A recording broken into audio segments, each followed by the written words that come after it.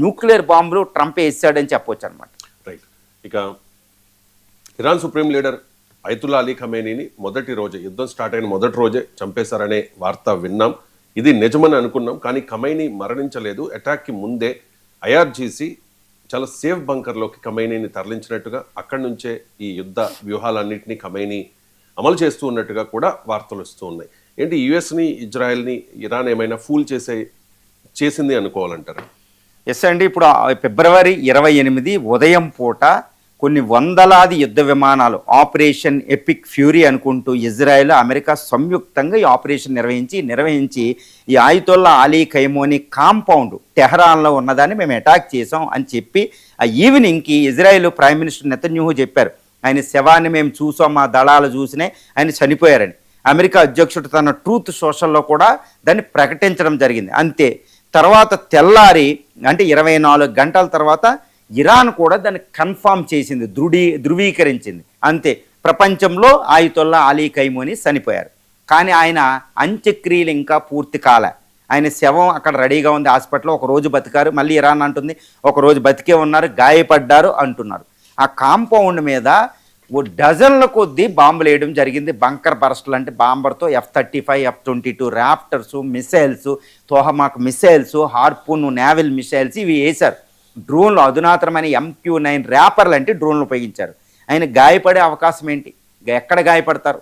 ముక్కలు అయ్యి అసలు శవం కూడా కనిపించలేని ఒక పరిస్థితి అక్కడ దాపురించాలి. కానీ ఇప్పుడు అయతుల్లా అలీ ఖైమోనీ చనిపోయారా? ఎందుకంటే ఆయన చనిపోవాలి అంటే ఆయన అంతా వాళ్ళు మా మీద బాంబులు వేస్తారని తెలిసినా ఆయన అక్కడ ఉండాలి. అంటే కాంపౌండ్లో అయతుల్లా అలీ ఖైమోనీ ఉండే అవకాశం ఉందా? ఎందుకంటే అయతుల్లా అలీ ఖైమోనీ ఆయన కాంపౌండ్లో అసలు టెహరాన్లో ఉండే అవకాశమే లేదు.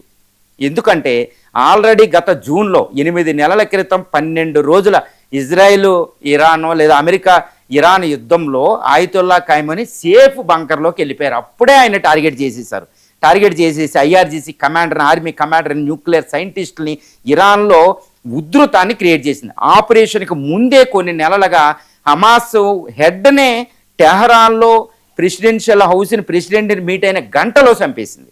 న్యూక్లియర్ సైంటిస్టులో మొసాద్ చంపేస్తుంది.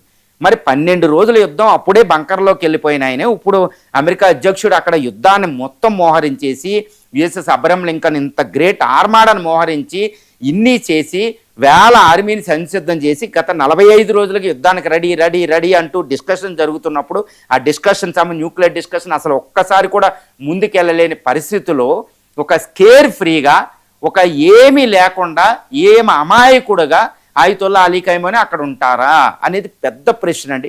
ఇక రెండోది ఏంటంటే అయతుల్లా అలీ ఖైమోనీ మేము చంపేస్తామంటూ ఇజ్రాయెల్, మొసాదు, అక్కడ అమెరికా అధ్యక్షుడు కూడా ఆదేశాన్ని ఇచ్చినట్టు, అమెరికా అధ్యక్షుడు సిఐకి ఆదేశించినట్టు అమెరికా అధ్యక్షుడి నుంచి కొన్ని వార్తలు రావడం, అమెరికా అధ్యక్షుడే స్వయంగా ఆయనైనా ఉండాలి, నేనైనా ఉండాలి, నన్నైతే ఆయన అటెంప్ట్ చేశారు 2 సార్లు, నేనే ఆయన్ని అటెంప్ట్ చేయబోతున్నానని అమెరికా అధ్యక్షుడే ప్రెస్ కాన్ఫరెన్స్ చెప్పాడు. ఇలాంటి పరిస్థితుల్లో అయతుల్లా ఖైమోనీ ఆ ప్రెసిడెంట్ కాంపౌండ్లో ఇంకా మీటింగ్ చేసుకుని నువ్వు నాకు మిసైల్ వెయ్యి, నువ్వు నాకు డ్రోన్ వెయ్యి, ఇదిగో కూర్చో అని మొసాద్ లాంటి దానికి అంత అవకాశం ఇస్తారా అనేది బిగ్ క్వశ్చన్.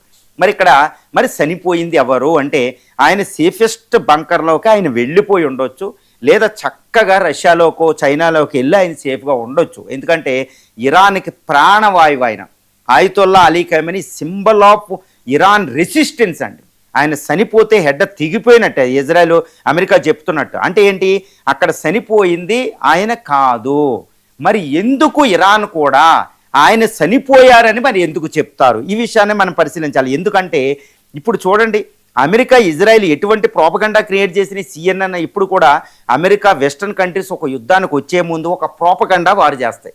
ప్రపంచ పబ్లిక్ ఒపీనియన్ తనకు అనుకూలంగా మార్చేసుకుంటాయి. సద్దాం హుసేన్ పిల్లల్ని చంపేశాడు, కెమికల్ వెపన్స్, న్యూక్లియర్ బాంబు రెడీగా ఉందని అటాక్ చేసిన తర్వాత మళ్ళీ IAEA చెప్పింది అసలు న్యూక్లియర్ బాంబు కదా, ఆనవాళ్ళు కూడా లేవు కెమికల్స్ బాంబు అని. సద్దాం హుసేన్ చచ్చిపోయాడు. తర్వాత లిబియాలో గడాఫీ అలాగే వేసారు. అందరినీ వాళ్ళు ఒక ప్రోపగండా వారితోటి వేసేస్తారన్నమాట. ఇప్పుడు కూడా ఇరాన్ మీద ఒక అద్భుతమైన ప్రోపగండా వారు జరిగింది. ఈ అమెరికా అణుబాంబుకి రెడీగా ఉంది, అణుపరీక్షకి రెడీగా ఉంది, యూరోప్ చేరే బాంబులు తయారు చేసింది, యూరోప్కు అమెరికాకి వెళ్ళే పెద్ద న్యూక్లియర్ మిసైల్స్ తయారు చేస్తుంది, చాలా డేంజర్ అది, ఒక రోగ్ నేషన్ అనే ఒకటి టెర్రరిస్ట్ నేషన్ అందరినీ పెంచి పోషిస్తుంది, పక్కన పాకిస్తాన్ ఎంత చేసినా పట్టించుకోదు. ఓకే, ఇంత చేసి ఒక ప్రోపగండా క్రియేట్ చేసింది. కాబట్టి ఇరాన్ మీద we have the legitimate right to attack Iran అనుకుంటూ అటాక్ చేశారు. దాన్ని ప్రీఎంప్టివ్ అటాక్ అన్నారు. ఇరాన్ దీన్ని ఈ ఖైమనీ మరణం అనే దాంతో ధృవీకరించి కొట్టేసిందండి. ఎందుకు? ఆయతుల్లా అలీ ఖైమనీ చనిపోయాడని ఇరాన్ ధృవీకరించగానే ప్రపంచ పబ్లిక్ ఒపీనియన్ అంతా ఇరాన్ వైపు తిరిగేసింది. అరే అని దానికి విక్టిమ్ నేషన్ అయిపోయింది. చూసారా, ఒక హెడ్నే చంపేశారు అంతర్జాతీయ చట్టాలకు విరుద్ధంగానే. రష్యా, చైనా, మిగిలిన దేశాలు, ఈవెన్ వెస్టర్న్ కంట్రీస్ కూడా ఏం చేయాలో తెలియని పరిస్థితి. అమెరికాలో కూడా public opinion, even Republican party, ఈ డెమోక్రటిక్ పార్టీ అపోజిషన్ కూడా దాని మీద ఆందోళన వ్యక్తం చేశారు. హెడ్ని చంపేశారు. ఇప్పుడు విచ్చలవిడిగా అయిపోద్దని. ఇంతటి అంటే అమెరికా క్రియేట్ చేసిన ప్రోపగండా వారిని అంతటినీ కూడా తన వైపు మార్చేసుకుంది. ఇప్పుడు ఇరాన్ ఏం చేస్తుంది? ఇంకొక అతిపెద్దది, అసలు ఆయతుల్లా అలీ ఖైమనీ చచ్చిపోయారు అని చెప్పడం వల్ల ఇరాన్కు ఒక రైట్ వచ్చింది. తన ఆత్మరక్షణకి, మా ఆత్మరక్షణకి హర్మూజ్ స్ట్రైట్ క్లోజ్. ఎందుకంటే హర్మూజ్ స్ట్రైట్ని క్లోజ్ చేస్తే ఇండియా, చైనా, జపాన్ అన్నీ ఇబ్బంది పడతాయి. ఇరాన్ ఇప్పుడు దానికి ఒక లెజిటిమేట్ రైట్ వచ్చింది. ఇదిగోండి తప్పనిసరి పరిస్థితులని. ఎందుకంటే హర్మూజ్ స్ట్రైట్ క్లోజ్ అంటే అమెరికా ఎక్కువ బాధపడదండి, ఇండియా, చైనాలు, ఇరాన్ ఎకానమీ బాధపడుతుంది. 2, ఇరాన్ ఈరోజు గల్ఫ్ కంట్రీస్ 14 దేశం మీద విచ్చలవిడిగా అటాక్ చేసేస్తుంది. ఎందుకంటే మా ఆయతుల్లా ఖైమనీ చనిపోయారండి, ఎంతటి దారుణం ఇది, మమ్మల్ని మేము రక్షించుకోవద్దు, అమెరికాకి మీరు ఇస్తారా అన్నట్టు అది అటాక్ చేసేస్తుంది.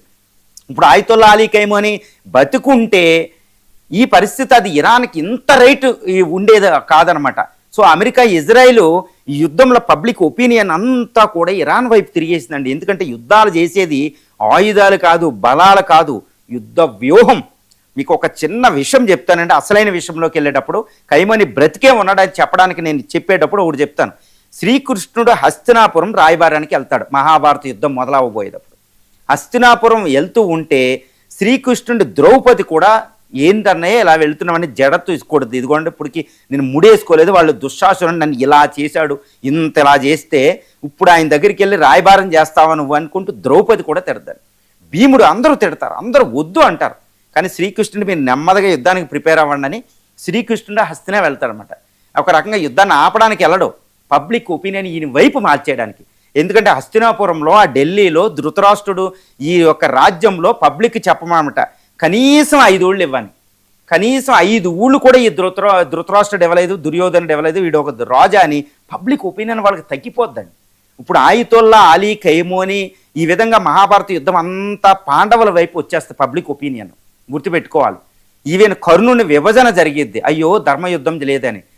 తర్వాత ద్రోణుడు, కృపాచార్యుడు, భీష్ముడు ధర్మయుద్ధం అయిపోయాయి. కనీసం 5 ఊళ్ళు కూడా ఇవ్వకుండా శ్రీకృష్ణుడు లాంటి వాడు మాట్లాడిన శాంతి ఒప్పందం ఒప్పుకోలేదు వీడని వాళ్ళ ఒక రకమైన ఏహీభావం వచ్చేస్తాయి. కాబట్టి వాళ్ళు మనస్ఫూర్తిగా యుద్ధం చేయలేరు. ఇప్పుడు చూడండి, అమెరికా సైన్యం కూడా బాధపడుతుంది ఆ చంపేసినందుకు. ఎందుకంటే అక్కడ కూడా మతం అనే ప్రసక్తి వస్తుందని తెలుస్తుంది. 2, ఆయతుల్లా అలీ ఖైమనీ చనిపోయాడని తెలిసిన తర్వాత ఈవెన్ ఇరాన్లో ప్రభుత్వానికి వ్యతిరేకంగా ఆందోళన చేసే వాళ్ళు కూడా యుద్ధానికి సపోర్ట్ చేస్తున్నారు. ఇరాన్లో ఐక్యత వచ్చింది. ఒక ప్రాణ త్యాగం అనే మాట ఇరాన్లో ఒక ఐక్యతను క్రియేట్ చేసింది. ఇస్లామిక్ వరల్డ్లో ఒక ఐక్యతను క్రియేట్ చేసింది. గుర్తుపెట్టుకోండి. ఓకే, ఈ వెస్టర్న్ కంట్రీస్ ఒక క్రూసేడ్ చేస్తున్నాయని ఒపీనియన్ తీసుకొచ్చారు. షియా ముస్లింలు ఏకమయ్యారు. ఈవెన్ సున్నీ దేశాలు కూడా దానికి సపోర్ట్. ఒక ఇరాన్ అనేది ఒక హీరోయిక్. ఇప్పుడు దాకా ఆయతుల్లా అలీ ఖైమనీ ఎన్ని దురాఘాతాలు చేశాడు, అమెరికా చేపించింది అమెరికా లాగా చెప్పే అన్నీ మర్చిపోయారన్నమాట. ఒక మార్టీడమ్, వీరమరణం. గుర్తుపెట్టుకోండి, నేను వీరమరణానికి సిద్ధంగా ఉన్నానని ఖమేనీ అన్నాడు. ఎందుకన్నాడు? వాళ్ళని చంపేస్తారని. ఆయనే ముందు సావడానికి రెడీ అయ్యాడు. అంటే ఇది నిజం కాదు. ఆయతుల్లా అలీ ఖైమనీ చూడండి, ఉక్రెయిన్ యుద్ధం మొదలవగానే జెలెన్స్కీ చెప్పేవాడు, పుతిన్ చచ్చిపోతే ఒక డూబుని పెట్టారు. ఆయన క్యాన్సర్తో బాధపడి 4 సంవత్సరాలు కూడా చక్కగా ఆరోగ్యంతో తిరుగుతున్నా ఢిల్లీ రావడం మనం చూసాం పుతిన్. అలాగే యుద్ధంలో చంపేస్తారు. తర్వాత ఒక 6 నెలల పాటు కిమ్ జాంగ్ ఉన్ కనపడకపోతే చచ్చిపోయారంటారు. మళ్ళీ తర్వాత ఒక మిసైల్తో ఆయన దర్శనమిస్తూ ఉంటాడు. ఆయతుల్లా అలీ ఖైమనీ మళ్ళీ దర్శనమిస్తారు. ఇప్పుడు యుద్ధంలో ఇరాన్లో ఐక్యత తీసుకొచ్చాడు. ఇరాన్లో తర్వాత ఇరాన్ అందరి మీద అటాక్ చేయడానికి, ఇరాన్ వైపు ప్రపంచం తిరగడానికి హెల్ప్ చేశాడు. ఈవెన్ ఇండియాలో కూడా చూడండి, పబ్లిక్ ఒపీనియన్ ఇరాన్ వైపు తిరిగింది. ఈవెన్ ప్రైమ్ మినిస్టర్ తటస్థంగా ఉన్న ఇలా సపోర్ట్ చేసిన ఇండియాలో కూడా ఎక్కువగా వస్తుంది. చూడండి, ఇది ప్రపంచంలో కూడా ఉంది. ఇస్లామిక్ కంట్రీస్లో నిగురుగప్పిన నిప్పులాగా ఇరాన్ వైపు సపోర్ట్ ఉందండి. ఎందుకంటే సౌదీ అరేబియా, ఖతార్ ఈ దేశాల్లో రాచరికాలు చాలా నియంతృత్వాలు ఉంటాయి, బయటికి రావు.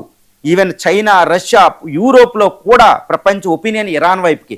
ఇరాన్ ఒక విక్టిమ్గా వెళ్ళారు, ఒక వీరుడు మరణించి పని చేస్తారన్నమాట త్యాగంతో.